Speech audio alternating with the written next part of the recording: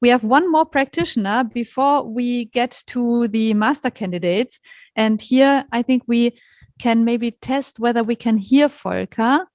Volker, I already introduced Apu, who is, of course, your good colleague here in Mannheim. You cannot see him right now, but Apu is in the front row listening to your talk. And Hi, Apu. And maybe I can just say a couple of words about Volker as well. So I already said about Apu that he was one of the first practitioners that I met when I came to Mannheim. And Volker, I would say the same thing about you. Since I have been working at the University of Mannheim, we have been always in close contact, and you have been collaborating to so many activities here through guest lectures, but also through supporting us in developing the study program and so on. So Volker Proffen is corporate governmental affairs. That's the job role at Zutsuka here in Mannheim. And Volker is not only a guest lecturer, but also an affiliated faculty member of Mannheim Business School. He is also teaching in our master program. The course that you are teaching is materiality, risk assessment, and reporting. And I think the talk that you are going to do here is on exactly that topic, right? So we have some students here. We have already heard from you that you took part in the course of Apu, but of course also in the course of Volker. And Volker has also taught a class at the faculty in which the students applied the knowledge from Volker's course to the university, which also gave us really good impulses. So thank you, Volker, for being here. And I would hand over to you now. That's very, very kind of you, Laura. Thanks again for the invitation. Due to the pandemic situation, I have to stay at home, and I didn't prepare a presentation, but I put together some photos for you. I was asked to give you some insights to my work, and as well as to the lecture I give at University of Mannheim, and to do so in 10 minutes all in all. So I do my best to bring this all together. I start with a very short introduction to myself. I studied business administration at the Duale Hochschule Baden-Württemberg-Mannheim, in Barcelona at EADA and at EBS Österreich-Winkel, and I have the pleasure to teach at Mannheim Business School, University of Mannheim, and DHBW. I started my career in 1999 here in Mannheim at Friatech, then worked for Daimler and joined Zutsuka, the world's leading sugar manufacturer, in 2009. At Zutsuka, I was responsible for the area of sustainability for 5 years, this on a corporate level. And today, and this leads us to this photo, I'm responsible for corporate governmental relations, also on a corporate level. And I think this photo characterizes quite well my work. So I meet politicians, mostly at factories, in this case in the Palatinian factory, where we visit the ponds, where we let the wastewater back to nature. And there's a lot of nature, as you can see. And well, I take care that the exchange of opinions takes place between politicians and the industry. And I think this exchange is extremely important. And this exchange is not a one-directional conversation, but really is an exchange of opinions, and needs to be done, because the problems that we are facing as society, but also as industry, can only be solved through very joint and close collaboration. Let's come to Zutsuka as a company. That's what you probably know from Zutsuka. Those are the retail products that you can find at Rewe and at Aldi. And those retail products, retail sugar products, account nowadays for less than 5% of our revenues today. The remaining 95% of our revenues are quite interesting. So it's not only bulk sugar that is being used for any other food production, but it's also renewable ethanol that is to be found in gasoline, that is starch products, that is deep frozen pizza. So Zutsuka is one of the biggest pizza manufacturer in the world with 1.2 billions of pizzas every year. So you see that Zutsuka is quite a well-diversified company. All in all, we have more than 20,000 employees all over the world, working in roughly 100 production sites, also all over the world. Zutsuka is, in my opinion, an El Dorado. Here you have a photo of our production site in Zeitz in Eastern Germany. And Zutsuka is an El Dorado for sustainability managers. Why that? Because Zutsuka offers an incredible variety of topics. As an example, here in Zeitz, you have a lot of raw materials that go into the factories. So how are those raw materials, agricultural raw materials, are being used in terms of plant protection, in terms of fertilizer? How are those raw materials being processed to further products through the usage of energy? Which kind of energy is being used? How much of energy is being used? How much waste is there being created through the production process? How can such a factory contribute to circular economy? How can byproducts be used for further production processes? And you can see this on the photo, but it is the case that there's people working in our factories. So what about the topic of fair payment? What about health and safety issues? Another really huge topic at Zutsuka is logistics. All in all, we process 31 millions of tons of raw materials. This is, for those who can't calculate this, 1.2 millions of full truckloads of raw materials that come into the factories, and roughly 200,000 truckloads that go out of the factories. But we also have topics like responsible consumption. So, wow, it's really a full choice of topic. And that's why during my lecture at, and those who joined the lecture at university or Mannheim Business School, I quite often use the example of Zutsuka because we have an opinion on many of the existing sustainability topics. Yeah, so this leads me to the topic of the lecture, and the topic is materiality, risk, and reporting. Let us start with the topic of materiality. I think it is extremely important to know for companies where they impact society. Companies have to know what is material for them. And now it comes to McDonald's and windmills. You have to know I am allergic to windmills. And you know why? 3 years ago, we had a briefing with an agency at Zutsuka, and we planned to do a communications campaign. And I took 2.5 hours to explain to the communications agency team what are our topics. And I went into detail. I offered them a plenty choice of possible topics to communicate.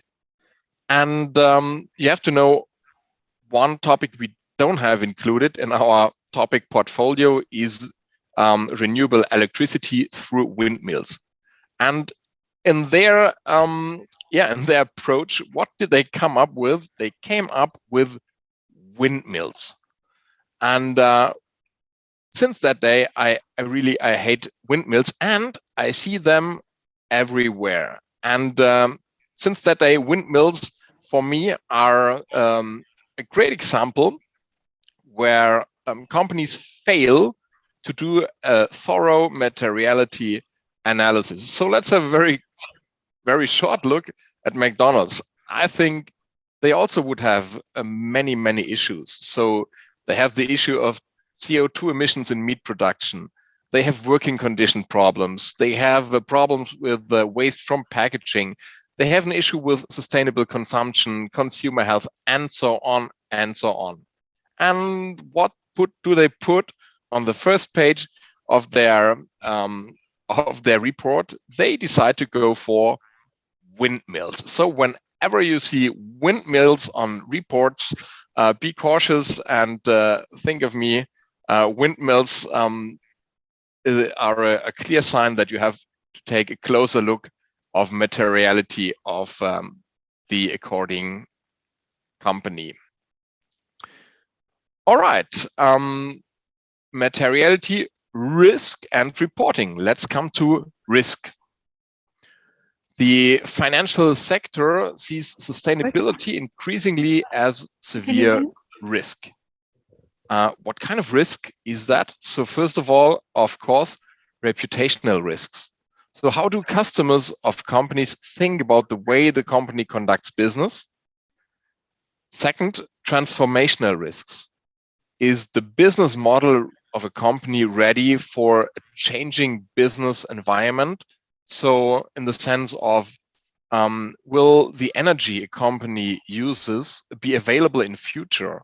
Will the materials be available in future? And so on and so on. So a very simple formula for linking risk with sustainability is you find a proper sustainability management, you reduce the risk, you will see stable benefits expected, and you will see an increased value of the company. So this is the link between risk and sustainability management.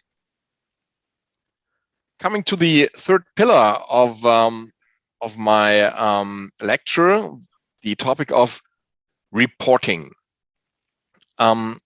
We have been seeing an increased importance of sustainability topics reflected by the European CSR Reporting Directive.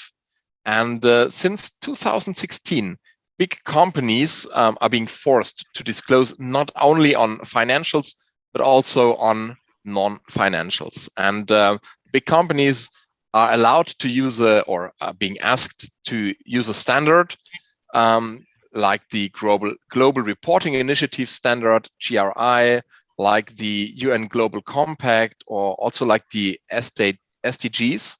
And it's up to the company to choose.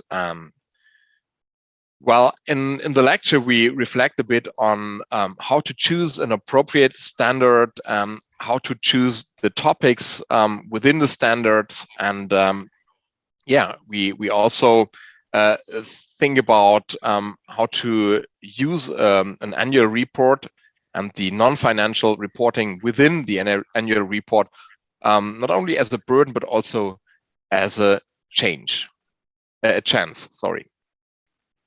What we see is that nowadays, with all the big companies disclosing on non-financials, there's still a lot of flexibility for the companies, so they can choose which topic to disclose on. They can focus. They can choose which data to disclose, and this leads to only little comparability between companies still. So investors are still quite unsure to answer the one question: how sustainable is a company?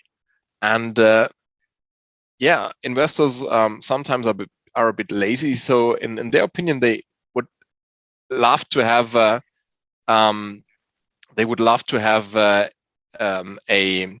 very short and simple answer. So on a scale from 1 to 100, they would love to see a number like 20 or 30 or whatever. So this leads directly to the next topic, and the next topic is also already my outlook within the sustainability reporting area. So I'm not sure whether you probably recognize the the conflict between France and Germany regarding taxonomy in January. So the conflict was on the highest political level in the EU, and this conflict was all about sustainability reporting. Who would have expected this even 2 years ago? Sustainability reporting in the heart of European politics. Very briefly on the taxonomy topic. So the idea is to have just one standard, an extremely detailed standard published by the European Union. And this standard aims to define in just 3 small numbers how sustainable company acts. And extremely detailed means the first 2 of 6 sustainability factors are being described, and which business is in and which is not is a question. And the first description means 6 only for the first 2 sustainability factors is 600 pages of technical requirements plus several hundreds of pages of FAQ. So this will be, in my opinion, extremely important for businesses in the future, and this due to the fact that the financial resources will increasingly be directed to those businesses that are being considered as sustainable. So companies with business models out of taxonomy will, in the midterm, be out of financial resources. And as in Germany, a lot of the industrial assets are being based on gas as an energy source, and in France, nuclear power is the energy source. The conflict was all about the question: will our business, will our industry be considered as sustainable in future or not? So I highly recommend to follow this discussion because it's highly interesting and highly impacting in future. So coming back to the sustainability forum and festival, I would give the word now to a student, and I look very much forward to possible questions after those presentations, and I thank you very cordially for your attention. Thanks a lot. So we had one question here from the audience for you, and I would hand over the microphone to our student, Maximilian. Hello, Volker. I have one question regarding the windmills, because you were talking about how you hate windmills, but I don't know if I really catch it, but why do you hate windmills? Because I don't know, maybe I overheard it. You got me wrong, I'm sorry. No, I don't hate windmills. I hate to put windmills on annual reports where you have many other topics to talk about. So nothing against windmills, all fine. I just have an allergy when I see them on the first page of reports of insurances, of many different businesses that have nothing to do with windmills, all fine.